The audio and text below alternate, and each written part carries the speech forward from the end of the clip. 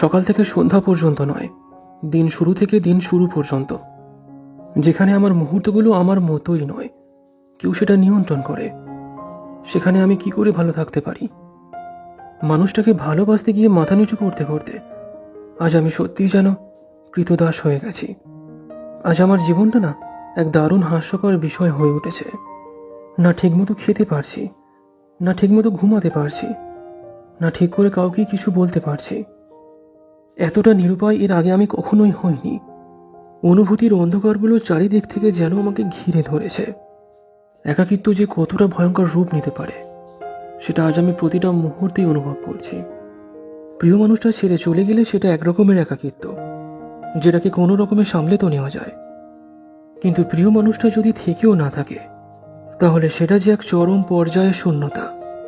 আর এই শূন্যতা নিয়ে মানুষটা যে কখনো শান্তিতে একবেলা ঘুমাতেও পারে না।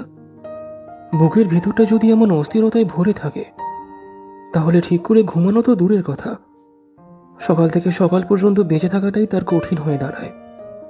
আর এই অন্ধকারের মধ্যেও আমি একটা জিনিস কিন্তু বিশ্বাস করি, যে আমার মা আমাকে ভালোবাসে, আমার বাবা আমাকে ভালোবাসে, আর এতটুকুই যথেষ্ট আমার কাছে বেঁচে থাকার জন্য।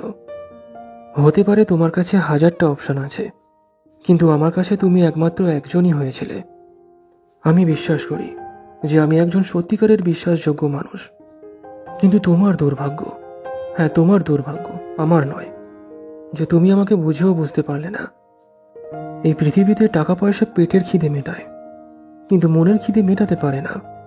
তাই যেদিন মনটা ক্ষুধার্ত হবে না, সেদিন আমাকে মনে পড়বে, আমার ভালোবাসার কথা মনে পড়বে। কিছু না কিছু খেলে পেটের খিদে তো মিটেই যায়, কিন্তু মনের খিদেটা একমাত্র মনই মেটাতে পারে। আমাদের প্রত্যেকের মাথার উপরে একটা আকাশ আছে। ওই আকাশ সব কিছু দেখে, সব কিছু জানে, আর একদিন সব কিছু ফিরিয়ে দেবে। ঠিক যেভাবে যা কিছু দিয়েছ, যত রকমের ব্যবহার, যত রকমের ভালোবাসা, যত রকমের বিশ্বাস অবিশ্বাস, ইত্যাদি ইত্যাদি।